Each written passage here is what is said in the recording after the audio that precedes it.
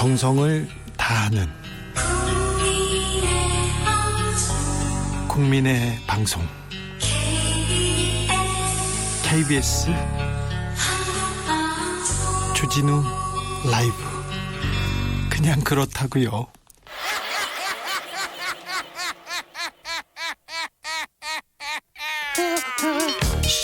발로 뛰는 기자, 탐구하는 기자, 세상의 질문을 마구 던지는 기자, 기자가 본 오늘의 세상, 기자들의 수다.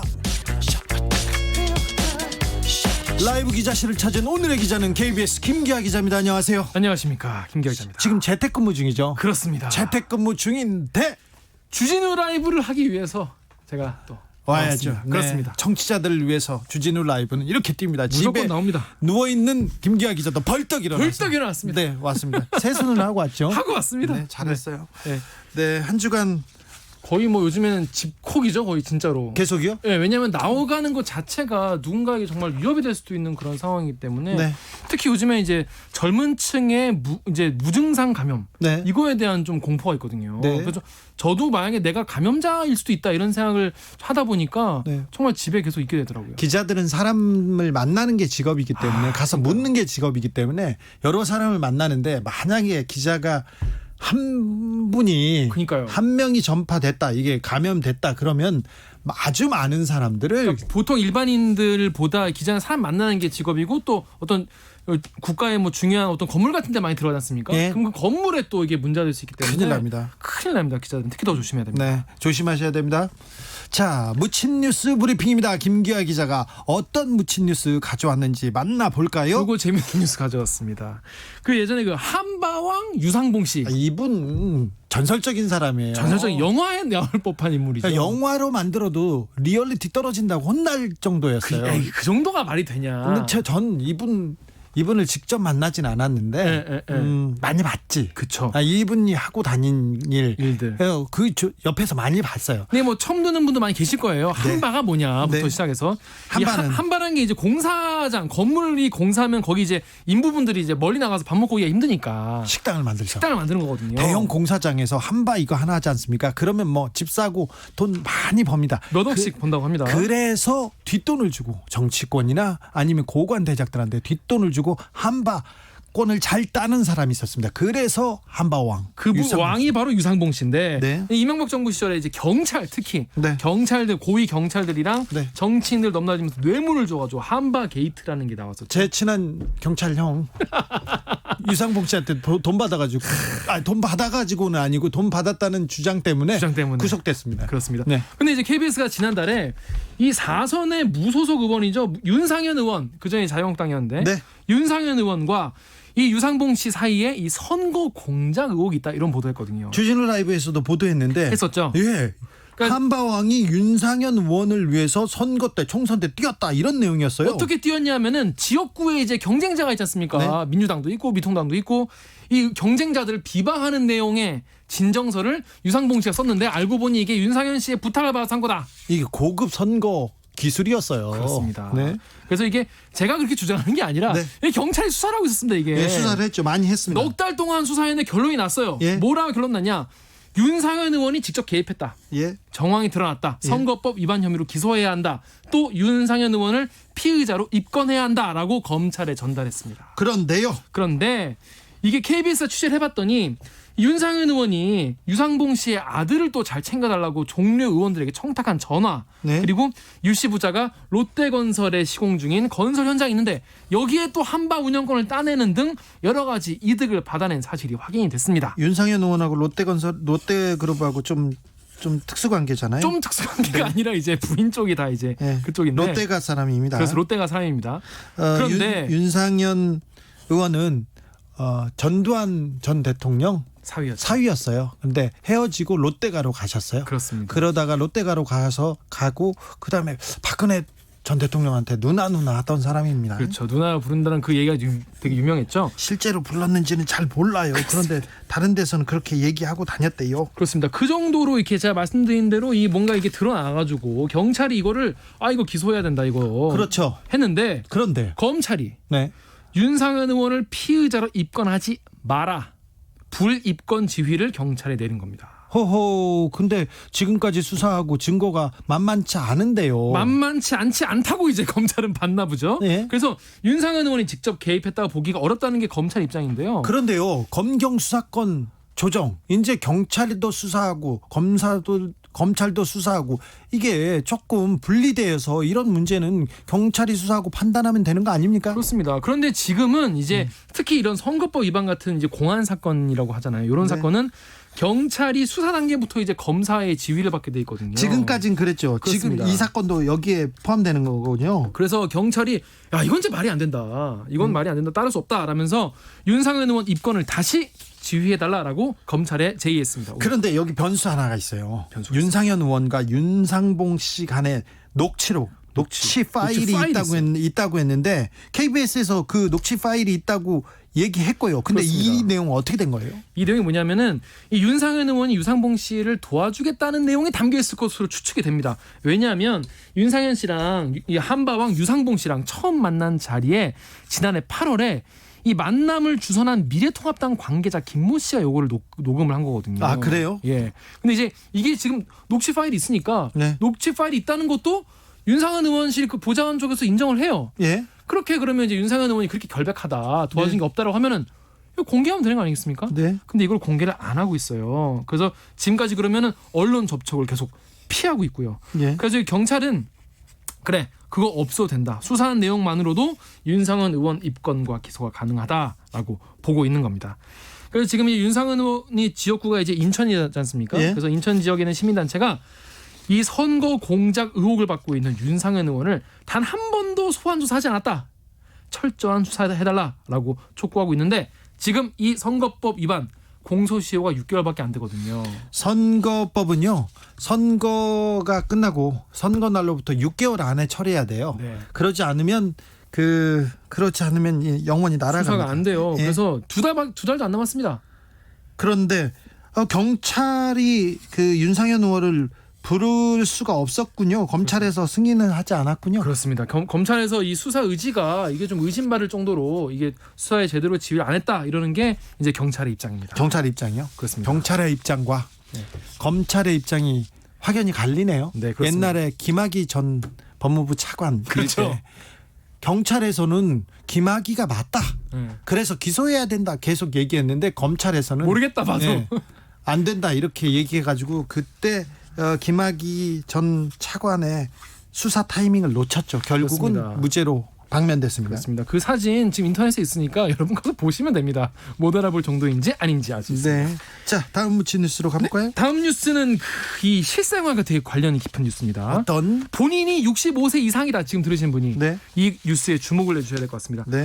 평일에 주말 말고 평일에 이제 춘천 가는 전철이 있어요. 예. 여기 보면은 어르신 분들이 많이 타고 계시거든요. 예. 이분들이 전철을 타고 청평, 강촌, 춘천 이런 데 이제 놀러 가시는 겁니다. 아, 무료니까. 그렇습니다. 경춘선이라고 하는데 네. 또 그 우리 온양 온천 있지 않습니까? 예, 온양온천. 온천에 가는 지하철 1호선 여기도 어르신들이 많아요. 그렇게 많다며요. 엄청 많아요. 목욕하러 온양까지 가신다면서. 그러니까요. 보면 이제 계속 이제 다 이제 아는 사이가 되셔가지고 네. 자주 가시는 분 친하게 지내는데 그래서 서울에서 1시간 반 정도면 되게 싼 값에 온천 여행 갈 수 있으니까 온양 온천 유명한데 이게 아시다시피 65세 이상의 노인인 경우에 지하철이 공짜입니다. 공짜죠. 네.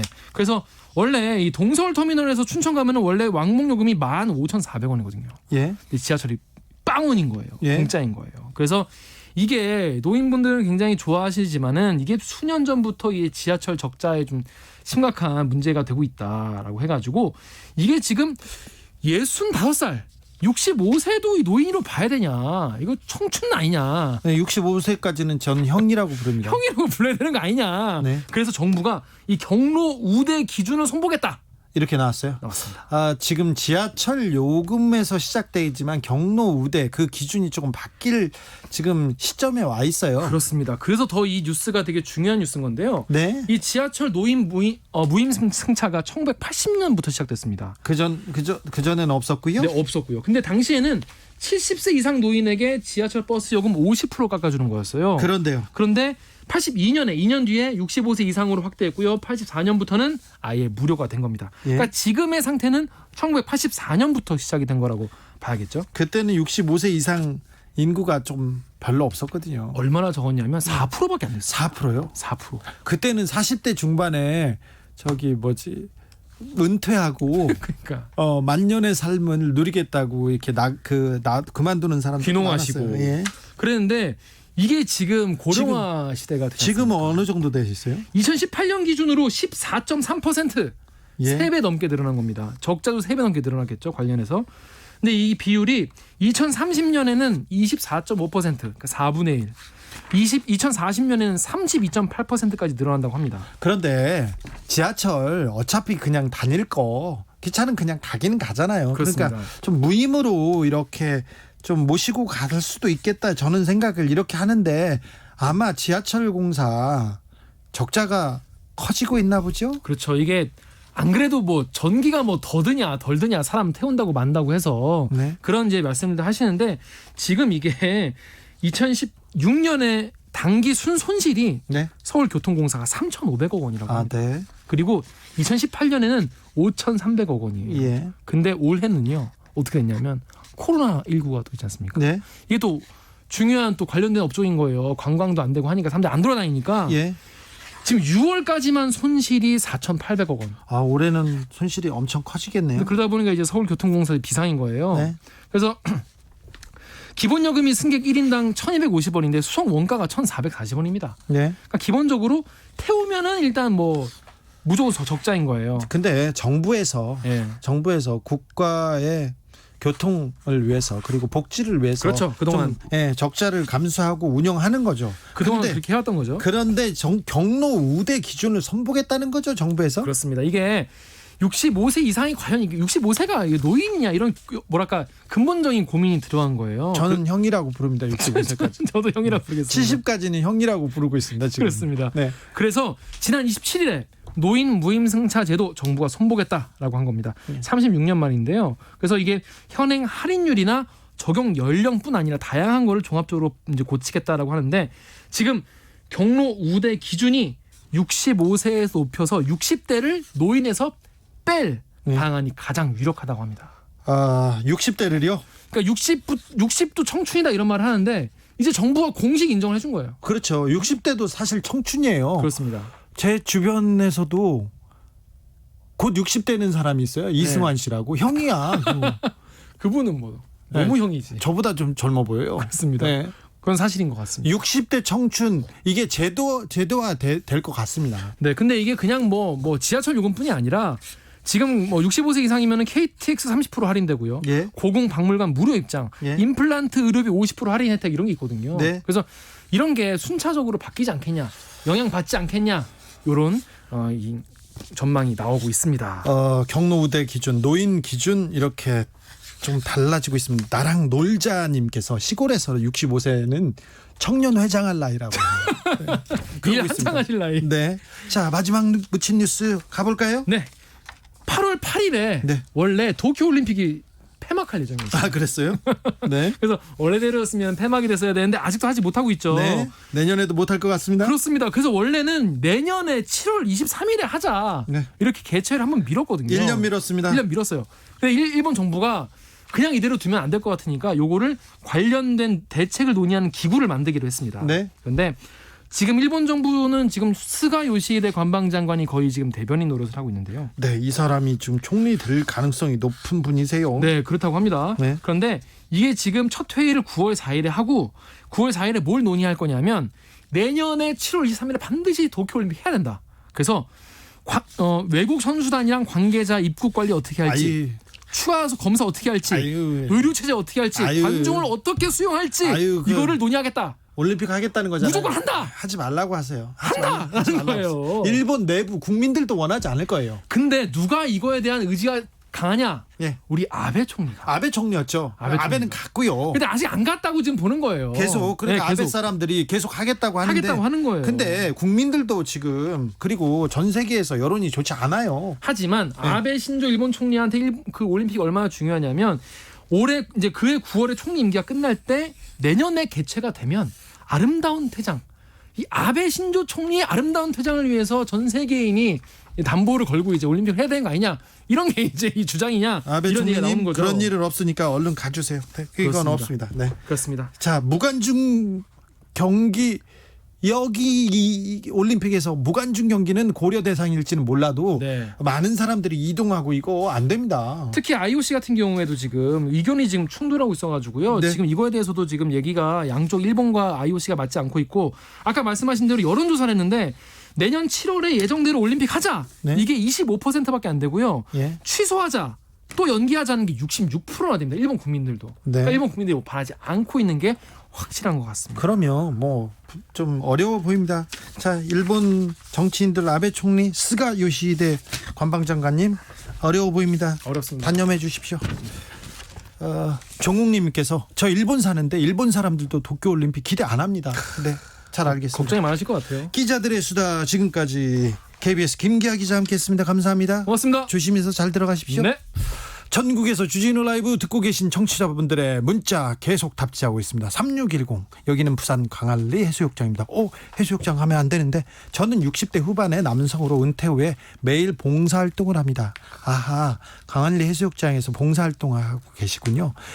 봉사활동 끝나고 귀가하면 5시경 되는데 이 시간은 가까운 광안리 해변에 나가서 주진우 라이브를 들으면서 갈매길 걷기, 가벼운 운동 등을 하죠. 하루 중 가장 행복한 시간입니다. 해수욕장에서 들으면 제일 들을만하다고. 그림 같네요. 네, 좋네요. 네. 감사합니다. 김준성님, 송파에 있는 음악 작업실에서 듣고 있습니다. 제발 가짜 뉴스만 보고 무작정 정부 욕하는 분들의 어리석은 주장을 신봉사 눈 뜨듯 번쩍 눈을 뜨게 해주세요. 이렇게 하겠습니다. 좀 더 노력하겠습니다. 그래도 신봉사 눈뜨듯 그건 좀 어려울 것 같은데 계속 노력하겠습니다. 5056님, 도서관에서 청소와 소독을 하고 있습니다. 거리두기 일환으로 도서관 방문은 안 됐지만 워킹스루로 대출 반납 가능하기에 직원분들 월요일 휴무 빼고는 매일 정산 출근하고 있습니다. 이렇게 했는데 그렇군요. 다 닫고는 있지 않기 때문에 뒤에서는 일하는 분들이 많습니다. 7773님, 서귀포입니다. 아직 태풍이 본격적으로 오지는 않았지만 바람이 점점 세차지고 있습니다. 코로나19와 더불어 살아가야만 하는 상황에서 조기 종식을 위해 더욱더 파이팅 부탁드립니다. 라디오 정보센터 다녀오겠습니다. 정한나 씨. 강화된 사회적 거리두기 2단계 시행 첫날이었던 어제 하루 발생한 신규 확진자는 248명입니다. 방역당국은 최근 2주간 확진 사례 5명 중 1명꼴로 감염 경로가 확인되지 않고 있고 중환자가 늘고 있는 점을 위험 요인으로 꼽았습니다. 수도권에서 시행 중인 강화된 사회적 거리두기 2단계를 빨리 끝내기 위해선 시민들의 짧고 굵고 확실한 방역수칙 실천이 필요한 시점이라고 방역당국은 강조했습니다. 정부가 2021년도 의사 국가시험 실기시험 시작 날짜를 9월 1일에서 8일로 일주일 연기하기로 했습니다. 8일 이후 또 연기하는 방안은 고려하지 않는다고 밝혔습니다. 정부의 업무 개시 명령에 불응해 서울대병원 전공의와 전임의들이 사직서를 제출했습니다. 서울 성모병원 외과 교수들은 9월 7일 하루 외래 진료와 수술 중단을 선언했고 중앙대병원 일부 교수들도 사직 성명서를 발표했습니다. 새로 선출된 이낙연 민주당 대표가 오늘 국회에서 첫 최고위원회의를 주재하고 코로나 국난 극복에 집중하겠다고 밝혔습니다. 기존의 코로나19 국난극복위원회를 확대 재편해 이낙연 대표가 위원장을 맡기로 했습니다. 미래통합당 비상대책위원회가 새 당명 후보로 국민의힘을 정하고 모레 전국위원회에서 최종 확정합니다. 통합당은 오늘 의총 직후 페이스북 계정 이름을 국민의힘으로 변경했습니다. 지금까지 정보센터 뉴스였습니다. 정치 피로, 사건 사고로 인한 피로, 고달픈 일상에서 오는 피로. 오늘 시사하셨습니까? 경험해보세요. 들은 날과 안 들은 날의 차이. 여러분의 피로를 날려줄 저녁 한 끼 시사. 추진우 라이브.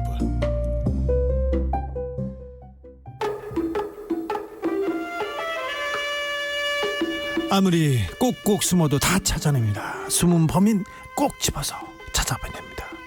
대한민국 경찰의 수사 뒷이야기, 내일은 수사반장. 경찰청 수사국 수사구조개혁단 김민지 경감 어서 오세요. 오늘은 전화로 연결됐습니다. 네, 안녕하세요. 우리가 꼭 이렇게 비대면을 이어가야 됩니까? 이번 주가 1000만 시민 멈춤 주간이잖아요. 네.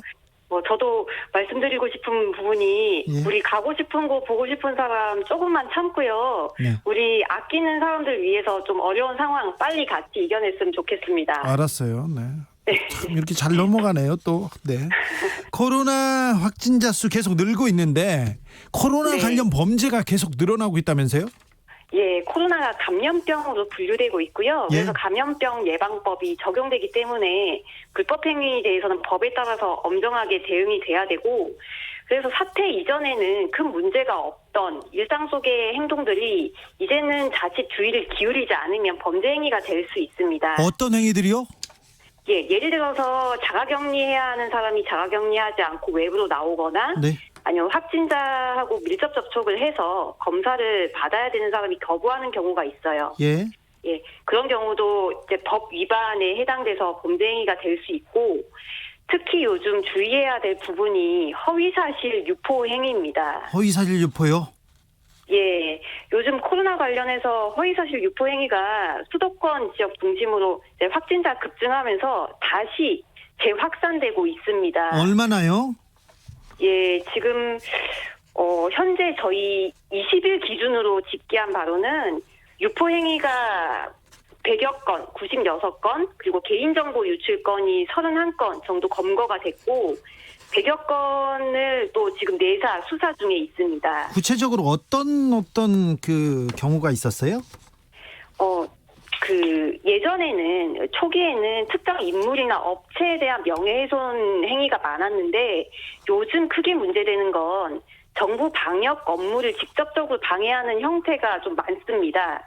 예를 들자면 보건소에서 검사를 받았더니 양성이 많이 나왔는데 병원에 가서 다시 받았더니 음성이 나왔다. 가짜 양성이다.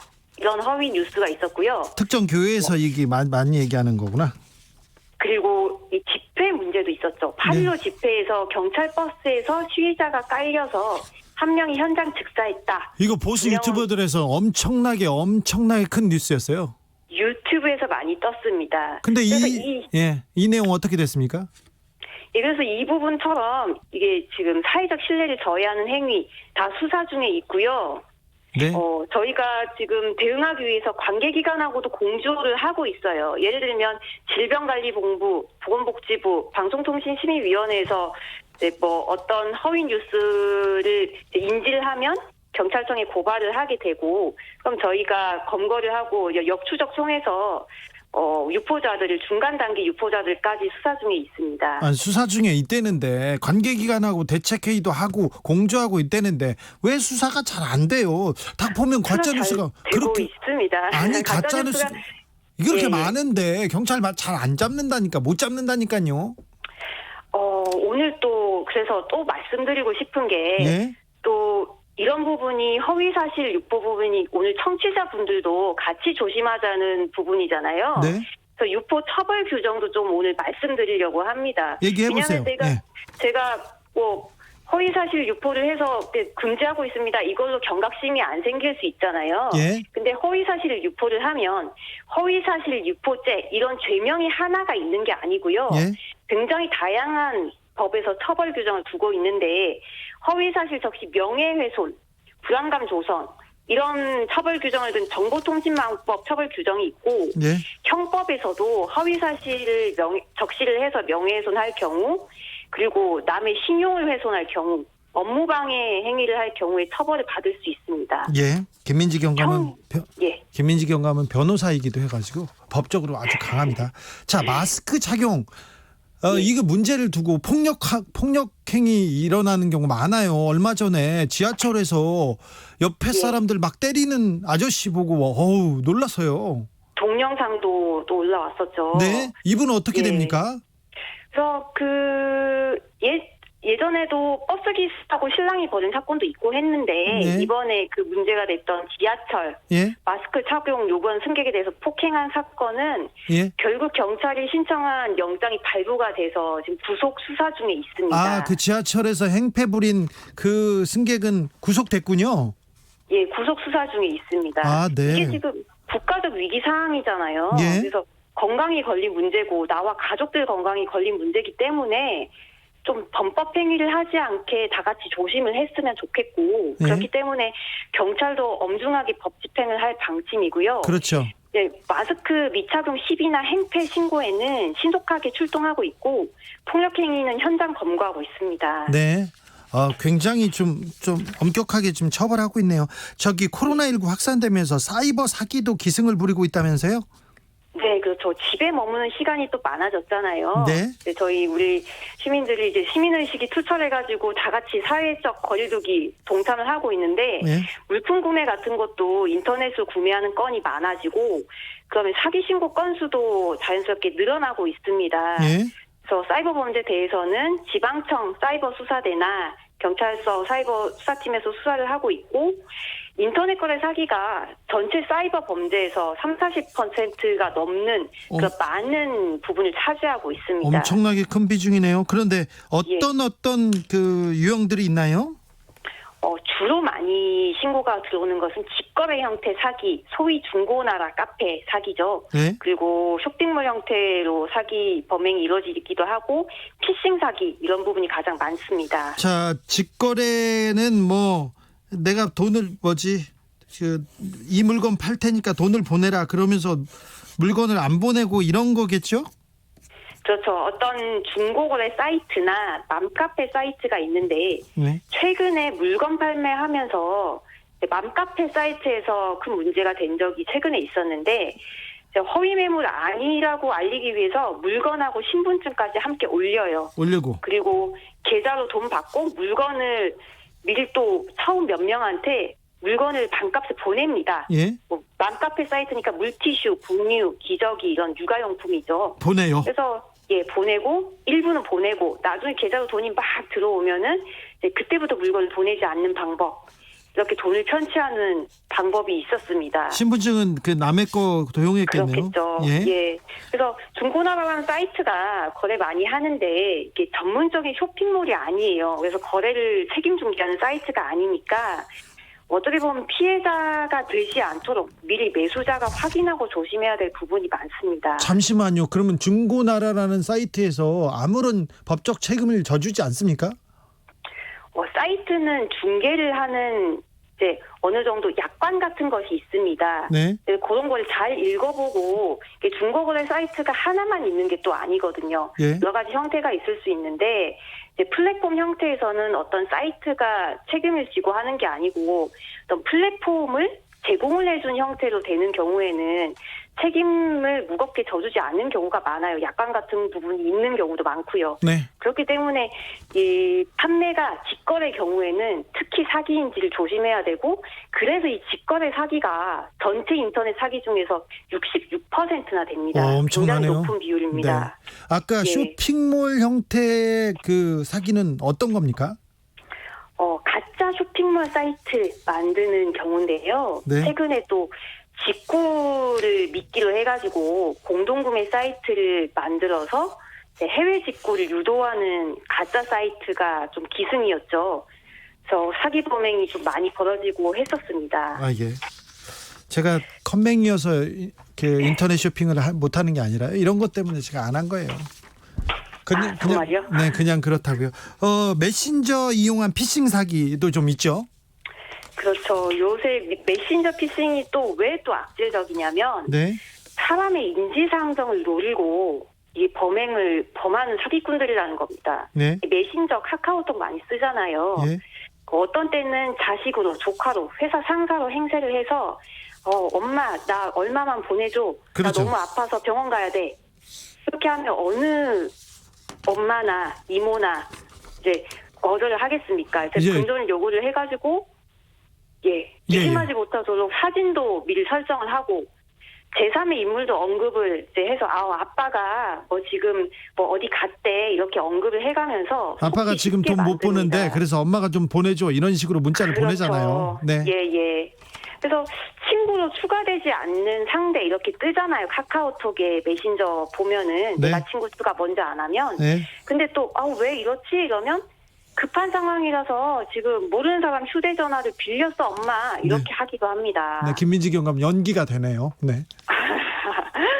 네, 그래서 저희가 먼저 이제 유의해야 될 부분은 네. 예방하는 부분이잖아요. 예. 휴대전화 보안 굉장히 중요합니다. 네. 주소록이 휴대전화에 다 들어가 있기 때문에 네. 그걸 유출을 받아가지고 범행이 이루어지는 형태이기 때문에 연동 클라우드 서비스 같은 거 설정에 들어가서 불필요한 걸 해지하는 게 좋은데요. 그리고 무엇보다도 이렇게 예. 문자가 오면 직접 돈 관계에 대해서는 직접 전화를 해서 확인하는 게 좋은 것 같아요. 너무 미리 잘 아시네요. 저는요, 기자님 너무 잘 아세요. 저는 네. 제 옆자리 있는 친구가 저한테 문자가 왔어요. 그 카톡으로. 네. 그래가지고 네. 돈 좀 빌려달라고, 얼마 좀 빌려달라고. 그러니까 얼마 그러면서 제가 돈을 꺼내가지고 세 가지고 옆에다 줬는데, 지폐를요? 예, 그런데 아니었어요. 근데 그런 경우가 많은데 특별히 코로나 시대에 많으니까 예방하려면 일단 전화를 해서 목소리를 들어보고 확인하는 게 네. 좋고요. 그거 말고는 어떤 예방법이 있습니까? 메시지 방금 말씀하신 것처럼 시간을 좀 끌다가 전화하는 방법도 있고 네. 메시지로 그 사람이 알만한 사람을 물어봤을 때 모르는 경우가 많아요. 정보를 다 알 수 없기 때문에. 네. 그리고 인터넷 물품 사기를 예방을 하려면 시중가보다 많이 저렴한 것을 사기로 좀 의심을 해봐야 됩니다. 일단 의심하자. 네. 예, 왜냐하면 이게 범죄에 휘말리는 심리가 저가 물품 선호하는 학생이나 주부들 소비 심리를 악용을 한다고 합니다. 네, 네. 그럴 수 있죠. 20-30% 저렴한 가격이다. 30% 이상 저렴하다. 그러면 일단 사기 의심을 한번 해보고요. 그리고 만약에 결제를 할 경우에는 현금보다는 카드를 권장합니다. 네. 왜냐하면 카드사에 민원 넣어가지고 결제 바로 취소할 수 있잖아요. 네. 근데 현금이 넘어가면 피해 회복이 좀 어려운 경우가 많아질 수 있어요. 그렇기 예. 때문에 카드 결제를 권장하고요. 그리고 무엇보다 중요한 거 경찰청에서 사이버캅이라는 어플을 배포를 했습니다. 네. 구글 플레이 들어가시면 다운받을 수 있는데 사이버캅 어플에 전화번호, 계좌번호 넣으면요. 이게 사기에 사용되는 건지 조회가 가능합니다. 네. 예, 사이버캅 그걸 활용하시면 지난번에도 좋겠습니다. 말씀드렸는데 유용한 정보입니다. 예. 좋은 정보 감사합니다. 내일은 수사반장 지금까지 김민지 경감이었습니다. 네, 감사합니다. 1175님이 매일 일산에서 분당까지 퇴근길에 주진우 라이브 듣고 있습니다. 듣다 보면 집에 도착합니다. 길이 막혀도 지루하지 않은 퇴근길입니다. 아이고 감사합니다. 도움이 됐다면 조금 보탬이 됐다면 제가 감사하네요. 퇴근길 교통 상황 알아보겠습니다. 김한나 씨.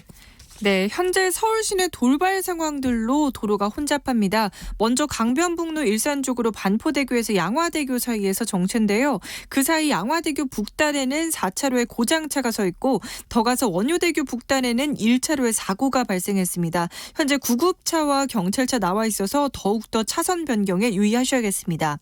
올림픽대로 공항 방면은 동호대교에서 가양대교까지 길게 정체입니다. 1시간 넘게 소요되겠고요. 특히 가양대교 남단 부근에는 사고까지 발생해서 2개 차로가 차단된 상태니까요. 주의해서 지나시기 바랍니다.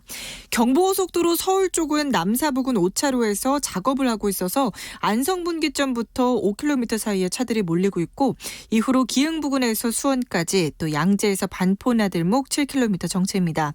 서울 외곽고속도로 일산에서 판교 방면은 일산에서 김포까지 짧게 밀리다가 김포요금소부터 송내 부근 12km 길게 정체입니다. KBS 교통정보센터였습니다. 테이크아웃 시사 나왔습니다. 오늘도 하나 챙겨가세요. 주진우 라이브.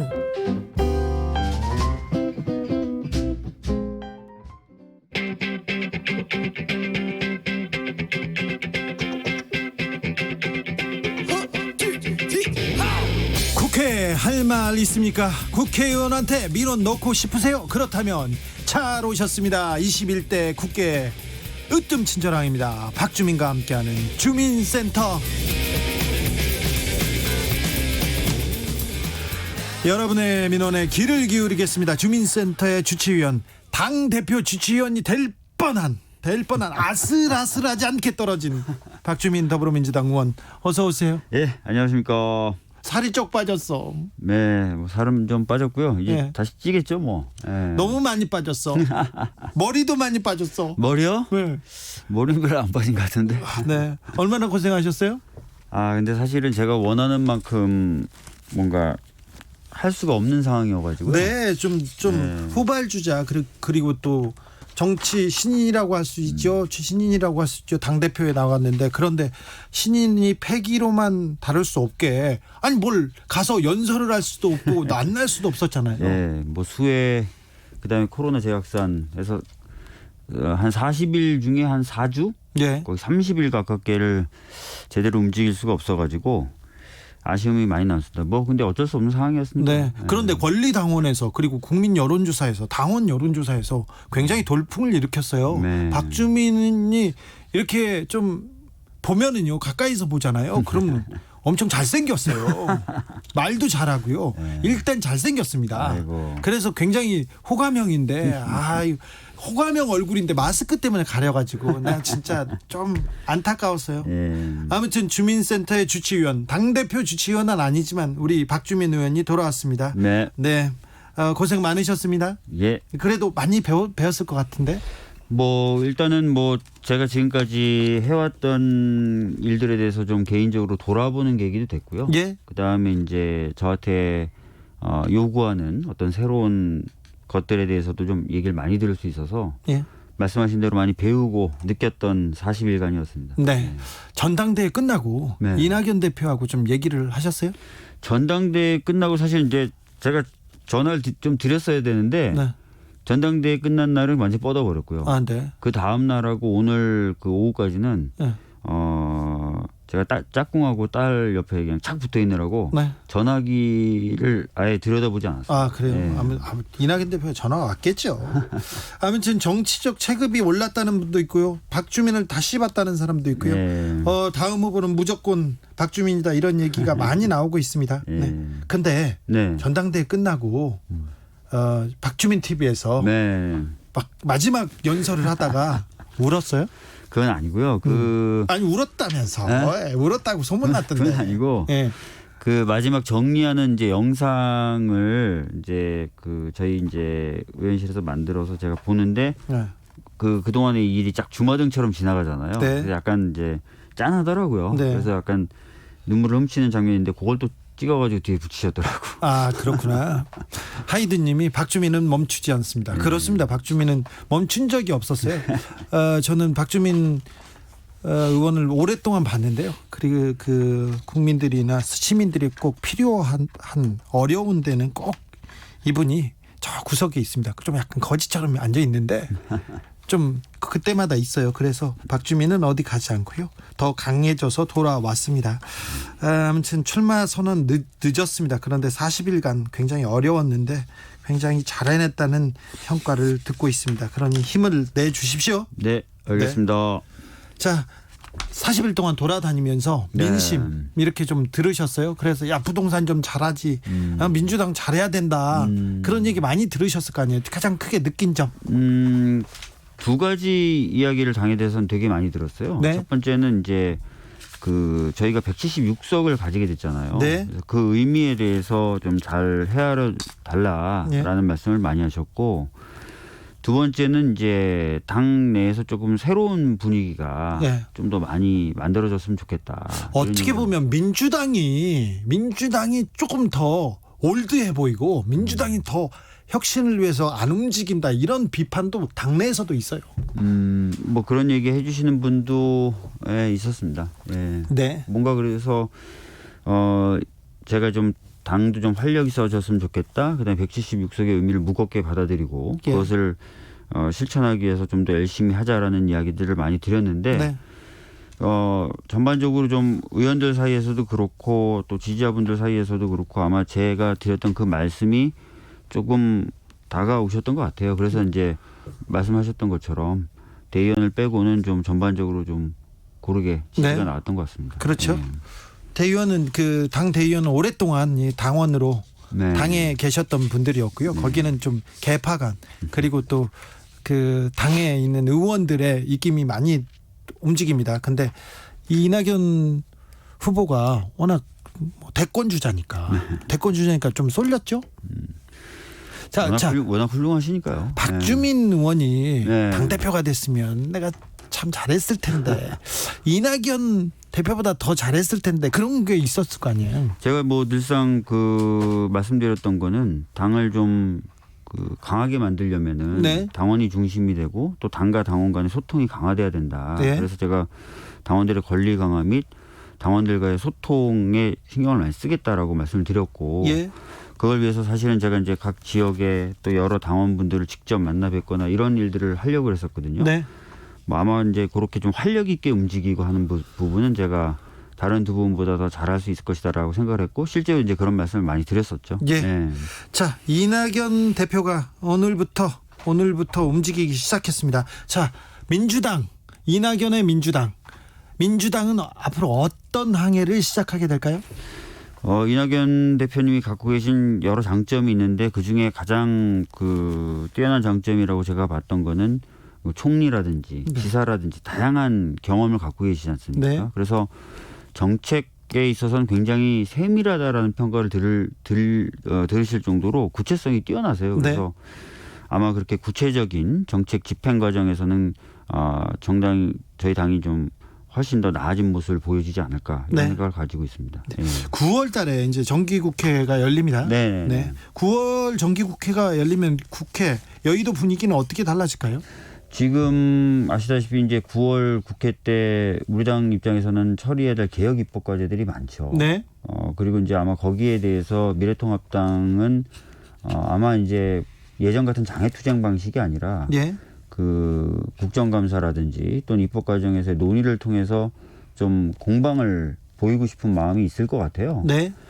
그래서 이제 실제로 그런 논의 과정을 좀 지켜보실 필요가 있을 것 같고요. 예. 그 과정에서 이제 누가 옳은지 누가 잘하고 있는지 이런 부분을 국민분들이 좀 잘 평가해 주시면 좋을 것 같습니다. 네. 그리고 김종인 비대위원장과의 좀 대화, 이 협치도 조금 나아지겠죠?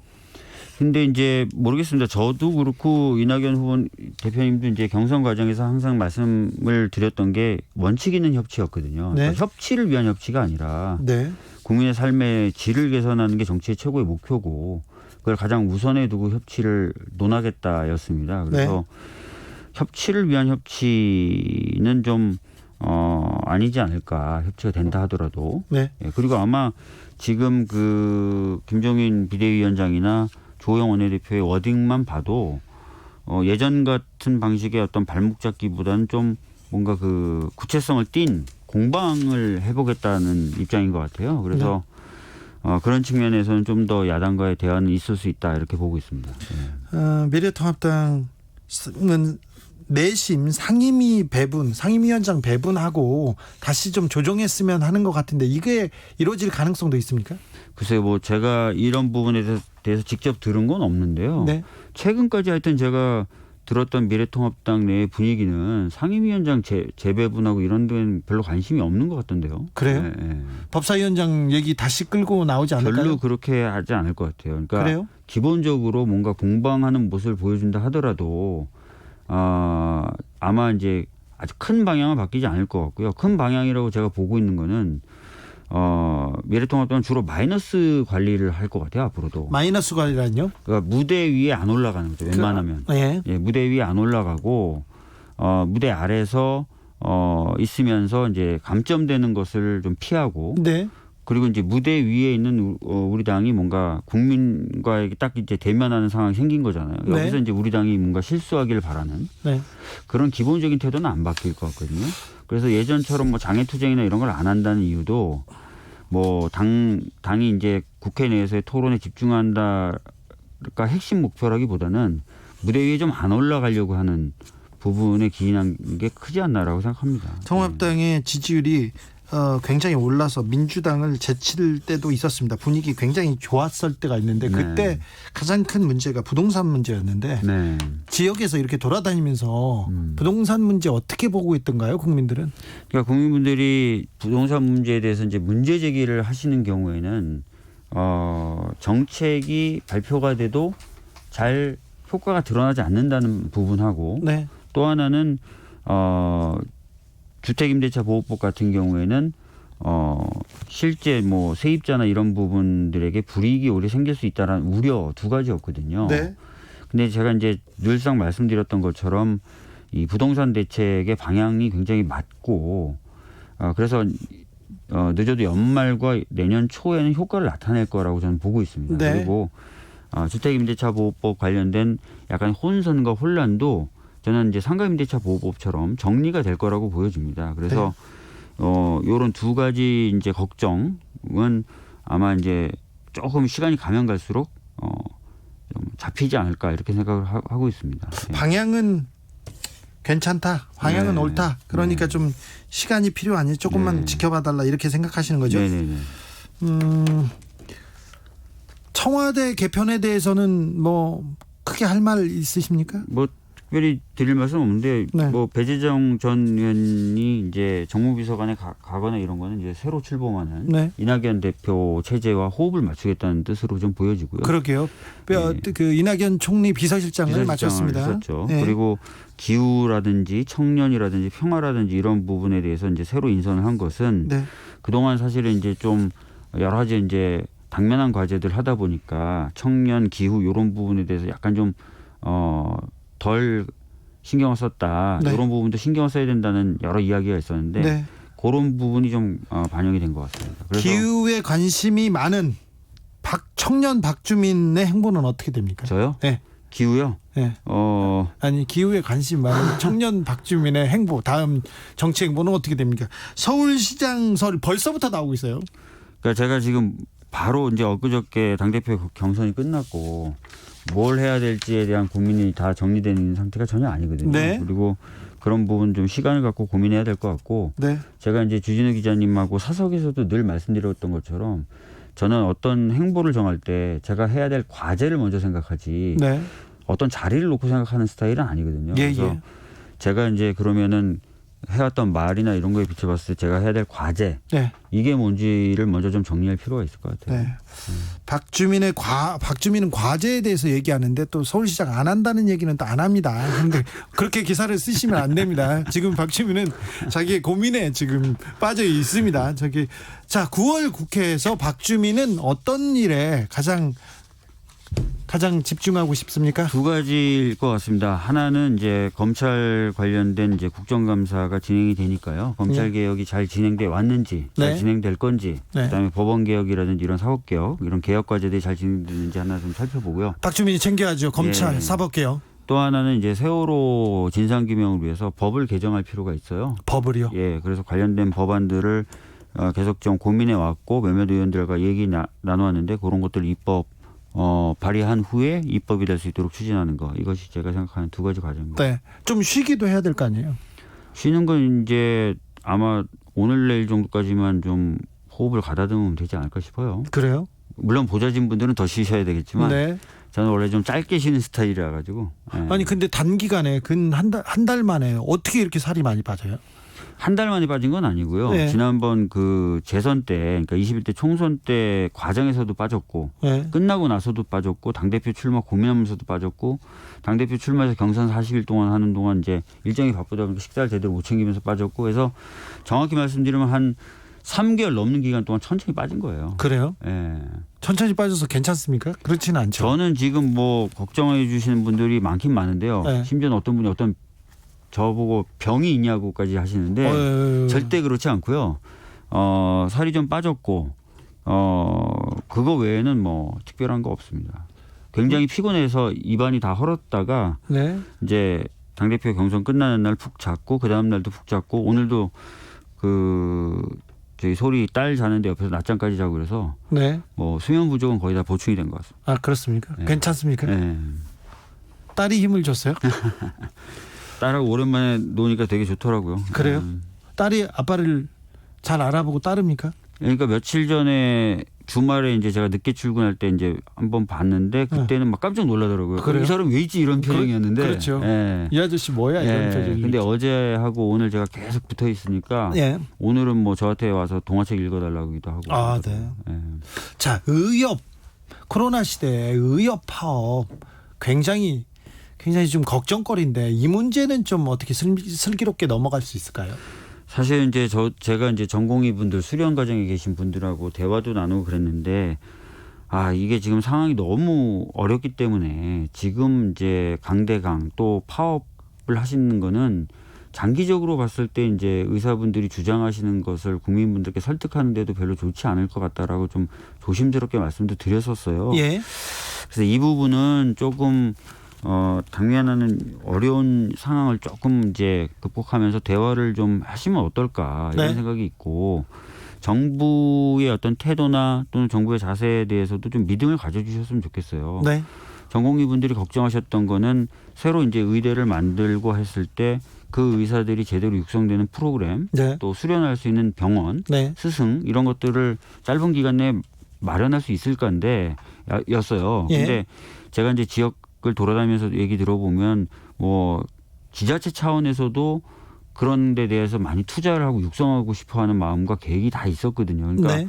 그런 것들까지 좀 죄송하지만 좀 감안해 주시면서 판단해 주시면 좋을 것 같고 그래서 지금 이 어려운 상황은 좀 다 같이 힘을 좀 합치면서 좀 넘어갔으면 어떨까라는 그런 고민과 생각이 좀 있습니다. 네. 코로나 시대에 의료진들이 얼마나 고생하고 얼마나 중요한 분인지 국민들이 생각하고 감사해 하고 있는데 지금 이 상황에서 이렇게 환자를 두고 이렇게 의사분들이 떠나가지고 좀 안타깝습니다. 박주민 의원님 응원하는 분들 많습니다. 4551님은 박주민 머릿속은 온통 국민 생각뿐 주어진 일에 맡은 바 책임을 200% 이상 해내는 터라 국민 한 사람으로 늘 지지합니다.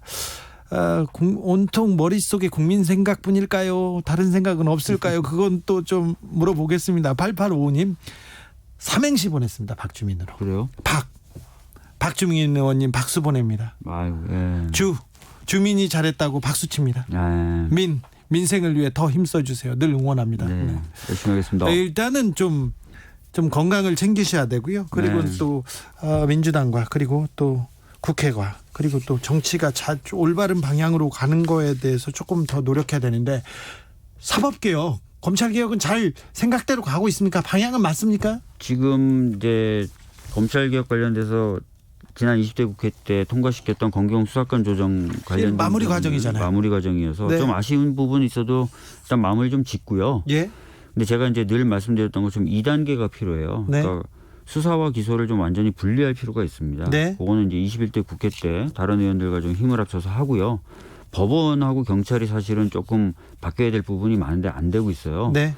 그래서 뭐 경찰은 이제 권한을 많이 가지게 된 만큼 뭐 자치경찰제라든지 국가수사본부라든지 이런 형태로 좀 권한을 좀 내부적으로라도 좀 나눠서 권한 남용이 없도록 해야 될 것 같고 예.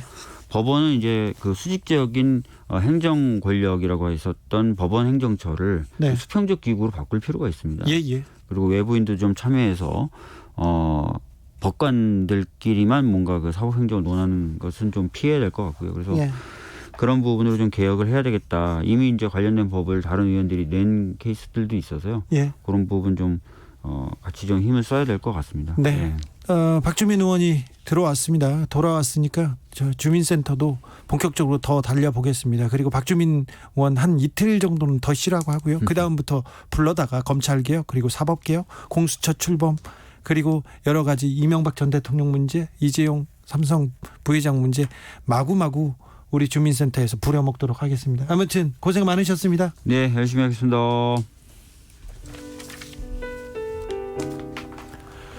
윤종신, 곽진원, 곽필이 부릅니다. 지친 하루 들으면서 오늘 주진우 라이브 마무리하겠습니다. 저는 내일 오후 5시 5분에 돌아옵니다. 지금까지 주진우였습니다. 거기까지라고 누군가 툭 한마디 던지면 그렇지 하고 포기할 것 같아. 잘한 거라 토닥이면 왈칵 눈물이 날 것만